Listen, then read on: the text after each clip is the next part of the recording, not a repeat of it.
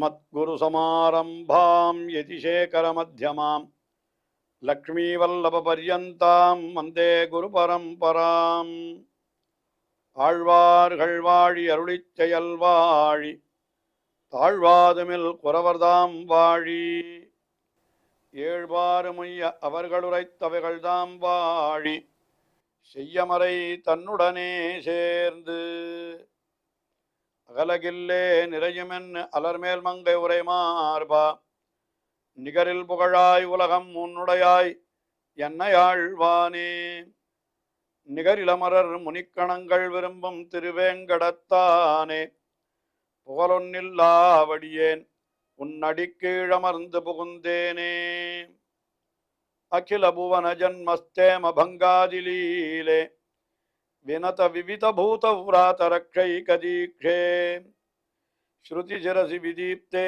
பிரம்மணி ஸ்ரீனிவாசே பவது மம பரஸ்மின் சேமுழி பக்திரூபா श्रीमान वेंकटनाथार्य कवितार्किककेसरी वेदांताचार्यवर्यो मे सन्निधत्तां सदा हृदि ஸ்ரீரங்கநாதனுடைய பாதுகைகளை குறித்து ஓரிரவிலே 1000 ஸ்லோகங்களை அருளி செய்திருக்கிறார் வேதாந்த தேசிகன். ஸ்ரீ பாதுகா சகஸ்ரம் என்று வழங்கப்பெறுகின்ற அந்த ஸ்தோத்திரத்திலே ஒவ்வொரு ஸ்லோகத்திலேயும் பாதுகையினுடைய பெருமை ஒவ்வொரு விதமாக எடுத்துரைக்கப்படுகிறது. அதிலே இன்றைய தினம் 372வது ஸ்லோகத்தை முதலிலே பார்க்கிறோம். இது அந்த பராக பத்ததி என்று பாதுகையினுடைய தூளிகள் அதற்கு உண்டான பெருமைகளை பேசுகின்ற ஒரு பத்ததி ஆயினாலே இந்த ஸ்லோகத்திலே அந்த பாதுகையினுடைய தூளிகள் அகல்யை புனிதமாக்கின என்கிற கருத்தை மீண்டும் தெரிவிக்கிறார்.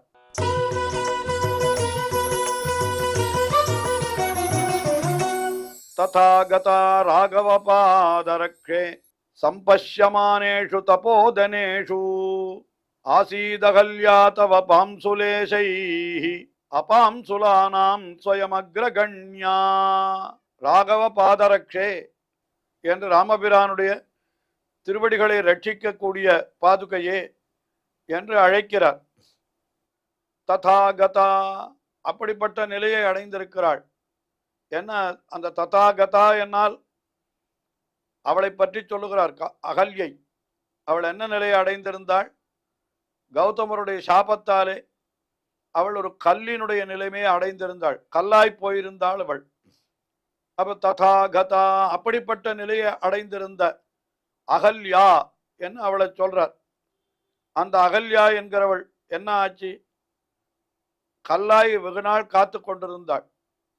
ராமபிரான் அங்கே எழுந்தொழின பொழுது அவன் திருவடிகளை அந்த கல்லின் மேலே வைத்தான். அப்பொழுது அந்த பாதுகையில் இருந்த தூளிகள் அவள் மேலே பட்டதாம், அந்த கல்லின் மேலே. உடனே அவள் மறுபடியும் பெண்ணுருவத்தை அடைந்தாள். அது மட்டுமல்ல, இவள் மிக்க பதிவிரதை என்கிற உயர்ந்த பேற்றையும் அடைந்தாள். அகல்யா என்னால் உலகத்திலே மிகவும் பதிவிரதைகள் என்று சொல்லப்படுகின்றவர்களுக்குள்ளே அகல்யை முக்கியமாக சொல்லுவதுண்டு. அகல்யா, சீதா, மண்டோதரி என்று பஞ்சகன்யா என்று 5 பேர்களை சொல்லுகிற பொழுது கூட அகல்யைத்தான் முதல்ல சொல்லுகிறார்கள். அகல்யா என்கிறவள் என்ன ஆச்சு? சம்பஷ்யமானேஷு தபோதனேஷு, அங்கே இருந்த முனிவர்களெல்லாம் பார்த்து கொண்டிருக்கும் பொழுதே இப்படிப்பட்ட நிலை அவளுக்கு ஏற்பட்டது. ரெண்டும் சொல்லலாம்.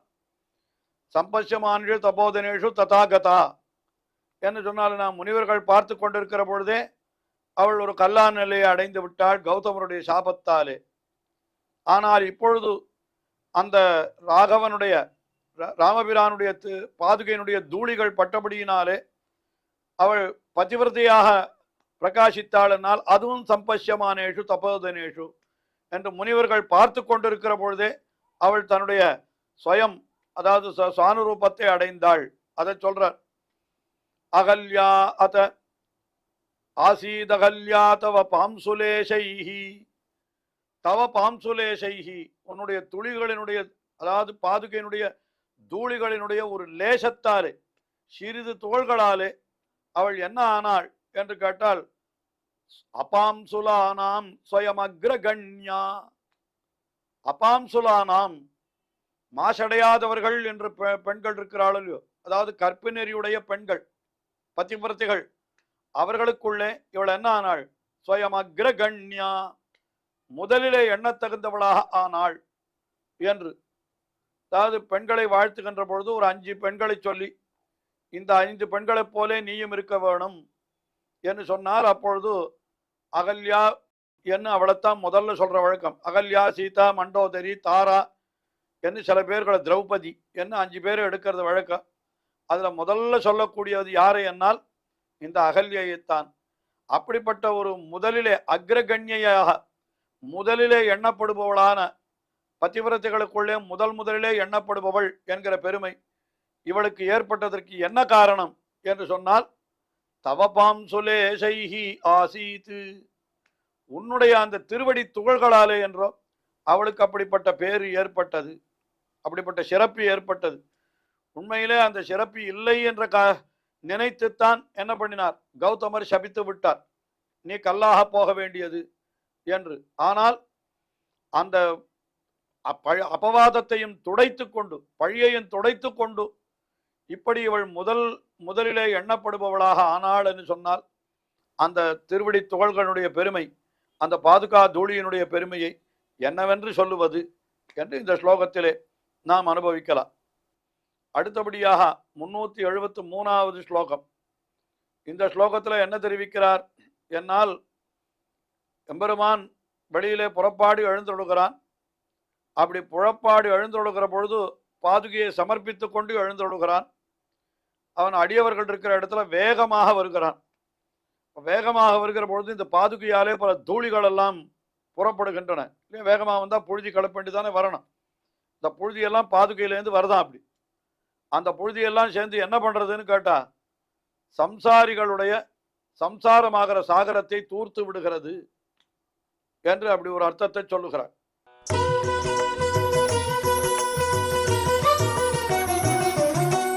பஷ்யாமி பத்மேக்ஷண பாதரக்ஷே பவாம்புதிம் பாத்துமிவ பிரவருத்தான் பக்தோபயான த்வரயா பவத்யாஹ பர்யஸ்யமானான் பதவி பராகான். பத்மேக்ஷண பாதரக்ஷே, பத்மேக்ஷணன் என்னால் தாமரை போன்ற திருக்கண்களை உடையவன். பத்மம் என்னால் தாமரை, ஈக்ஷணம் என்னால் திருக்கண்கள். பத்மேக்ஷண பாதரக்ஷே, தாமரை போன்ற திருக்கண்களை உடைய எம்பெருமானுடைய திருவடியை காப்பவளே என்று அந்த பாதுகையை சொல்றார். இப்போ எம்பெருமான் என்ன பண்ணுகிறான்? அந்த பாதுகையை சமர்ப்பித்து கொண்டு மிக வேகமாக வருகிறானா. எப்படி வருகிறான்? பக்தோபயானாத் துவரையா, பக்த உபயானாத், பக்தர்களை அடைய வேணுமே என்கிற காரணத்தினாலே துவரையா, மிகவும் வேகமாக அப்படி வருகிறான். அப்படி வருகிற பொழுது பவத்யாக பர்யஸ்யமானான் பதவி பராகான், அப்பொழுது உன்னிடத்திலிருந்து உண்டாகக்கூடிய அந்த என்ன பராகான் தூளிகளெல்லாம் அது என்ன பண்ணுகிறதுன்னு கேட்டா, எப்படி ஆகிறது என்னால், பவாம்புதிம் பாத்துமிவ பிரவருத்தாம், பவாந்துதிம் இவர்களுடைய சம்சாரமாகிற ஒரு பெரிய கடல், அதை பாத்துமிவ பிரவருத்தான், அதை என்ன பண்றது? பாத்தும் என்கிறதுக்கு ஒரு அர்த்தம் சமுத்திரத்தை அப்படியே பருகி விடுவது போலேன்னு அர்த்தம். இன்னொரு அர்த்தம் என்ன? சமுத்திரம், இப்போ சமுத்திரத்தை, அதாவது ஏதோ ஒரு ஜலம் இருக்கிற பகுதி, அது தண்ணீர் இருக்கிற பகுதி, அதை என்ன பண்ணணும்? தூர்த்து விட வேண்டும் என்று சொன்னால் என்ன பண்ணுவா? அந்த இடத்துல எல்லாம் கொண்டு போய் மண்ணை கொட்டுவார்கள். மண்ணை கொட்டினால் என்ன ஆகும்? அது அப்படியே தூர்த்து விடும். இதான நடக்கிறது உலகத்துல. இப்போ பெருமாள் திருவடியிலிருந்து, அந்த திருவடியில் இருக்கக்கூடிய பாதுகையிலிருந்து தூளிகள் எழுகின்றன என்று சொன்னால், தூளியும் மண்ணு தானே. அது என்ன பண்றது? அப்படியே போய் இப்போ இந்த பக்தர்களுடைய பிறவியாகிற சமுத்திரத்தை அடைத்து கொண்டு அது தூர்த்து விடுகிறது. என்ன அழகான கற்பனை பாருங்கள். இப்படி சொல்லுகிறார், இந்த பாதுகையானது இப்படி இருக்கிறா போல நான் பார்க்கிறேன், பஷ்யாமி என்று சொல்றார். என்ன சொல்றார்? பஷ்யாமி பவாம்புதிம் பாத்துமிவ பிரவருத்தானு. பவாம்புதி இவர்களுடைய பிறவியாகிற பெருங்கடல், பிறவி பெருங்கடல் இருக்கிறது, அதை அப்படியே குடித்து விடுவது போல அல்லது அப்படியே தூர்த்து விடுவது போல, தூர்த்து விடுவதற்கு முயற்சி போல பவத்யாக பதவி என்ன சொல்றார், பராகான், உன்னுடைய திருவடிகளிலிருந்து உண்டாகக்கூடிய அந்த பராகான், அந்த தூளிகளை பஷ்யாமி, நான் பார்க்கிறேன் என்று சொல்றார். பக்தர்கள் இருக்கிற இடத்திற்கு எம்பெருமான் மிக மிக வேகமாக போகிறான். அப்பொழுது நிறைய தூளிகள் பாதுகையிலிருந்து கிளம்புகின்றன. அதை பார்த்தால் எப்படி இருக்கிறதுன்னு கேட்டா, பக்தர்களுடைய சம்சாரமாகிற சமுத்திரத்தை விரைவிலேயே தூர்த்து விடுவதற்கு அவைகள் முயற்சி செய்வன போல காண்கின்றன என்று இந்த ஸ்லோகத்திலே மிக அழகாக தெரிவித்தார். அடுத்தபடியாக 374வது ஸ்லோகம். இந்த 374வது ஸ்லோகத்தில் என்ன தெரிவிக்கிறார்? எம்பெருமான் பாதுகையை சமர்ப்பித்துக் கொண்டு வேகமாக எழுந்தருளினால் அந்த தூளிகளை பார்த்த உடனே அசுர ராட்சதர்களெல்லாம் அப்படியே ஒடுங்கி போய் விடுகிறார்களாம். அதுக்கப்புறம் பஞ்சாயுதங்களுக்கு வேலையே இல்லை என்கிறார். எம்பெருமானுடைய பஞ்சாயுதங்கள் எல்லாம் ஆயுதங்களை கொண்டு எதிரிகளை அழிக்க வேண்டும் என்பதே இல்லை. இந்த தூளிகளே அந்த காரியத்தை செய்து விடுகிறது. அதனால பஞ்சாயுதங்கள் எல்லாம் வெறும் ஆபரணம் போல அவனுக்கு அழகு கட்டின பத்திரம் என்று சொல்லும்படி இருக்கிறதே தவிர அவர்களுக்கு காரியமே இல்லை என்பதாக இந்த ஸ்லோகத்திலே அனுபவிக்கிறார்.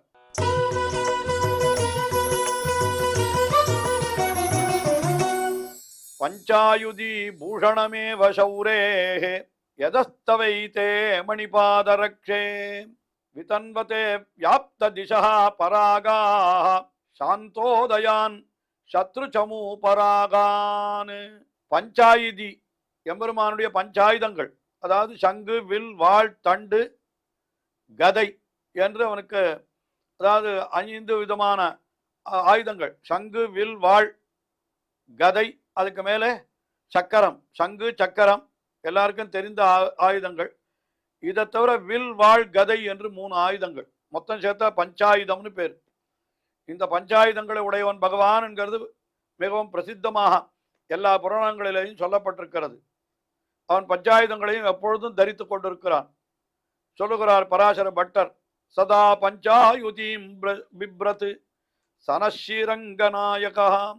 எப்பொழுதும் அந்த பஞ்சாயுதங்களையும் ஏதி கொண்டிருக்கிறானே அந்த ஸ்ரீரங்கநாதன் என்னை ரட்சிக்கட்டும் என்று அப்படித்தான் சொல்றார். ஆனால் இப்பொழுது இங்கே வேதாந்த தேசிகன் இந்த ஸ்லோகத்தில் என்ன சொல்லுகிறார்? பஞ்சாயுதி பூஷணமே வசௌரேஹே. எம்பெருமானுக்கு, சௌரியான எம்பெருமானுக்கு அது வெறும் பூஷணமாகத்தான் இருக்கிறது, ஏதோ அலங்காரமான ஆபரணம் போல இருக்கிறது. ஆயுதங்களுக்கு உண்டான காரியத்தை அது செய்யவே இல்லைன்னு சொன்னார். ஏன் என்ன கேட்ட, யதா தவ ஏதே விதன்வதே வியாப்த திசா பராகாஹ. அது என்ன, எம்பெருமானுடைய திருவடிகளிலிருந்து அந்த பாதுகைகளிலிருந்து உண்டான தூளிகள் பராகாக அதெல்லாம் இருக்கிறதே, அது என்ன பண்றதுன்னு கேட்டா அது சொல்றார். என்ன சொல்றார்? சத்ரு சமூ பராகானு சாந்தோதயானு. சத்ரு சமூ எதிரிகளுடைய கூட்டங்களை சாந்தோதயான் அமைதிப்படுத்தி விடுகின்றன.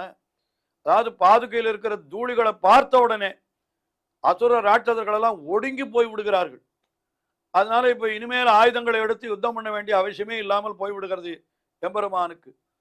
இந்த பாதுகைகள் எல்லா இடத்திலும் பரவி இருக்கிறது. விதன்வதே வியாப்த திசா பராகாஹ, எல்லா இடத்திலும் அது பரவி இருக்கிறது. அதனால அதைத்தான் சொல்றார். அதனால பெருமாள் இந்த பாதுகையை சாத்தி கொண்டு சத்ருக்களை கொல்ல வேணும் என்பதற்காக வெளியே எழுந்தொழுகிறார். அப்பொழுது அவருடைய பாதுகையிலிருந்து தூளிகள் வெளிப்படுகின்றன. அந்த தூளியை கண்ட மாத்திரத்திலே சத்ருக்கள் என்ன ஆயிடுறது, சேனைகள் எல்லாம் அந்தந்த இருந்த இடம் தெரியாமல் அவர்கள் ஓடி போய் விடுகிறார்கள். அதனால இந்த ஆயுதங்களுக்கு வேலையே இல்லாமல் போயிருக்கிறது. அதனால ஆயுதங்கள் வரும் அழகு கிட்ட ஆபரணம் போலே இருக்கிறது என்பதாக இந்த ஸ்லோகத்தில் மிக அழகாக அனுபவித்தார். இன்னும் இது போல அனுபவங்கள் தொடர்கின்றன, தொடர்ந்து அனுபவிப்போம். ஸ்ரீயக்காந்தாய கல்யாண நிதையே நிதையேர்த்தினாம் ஸ்ரீவேங்கட நிவாசாய ஸ்ரீனிவாசாய மங்களம். ஸ்ரீமத் சுந்தர ஜாமா திருமுனிமானுசவாசினே சர்வலோக நிவாசாய ஸ்ரீனிவாசாய மங்களம்.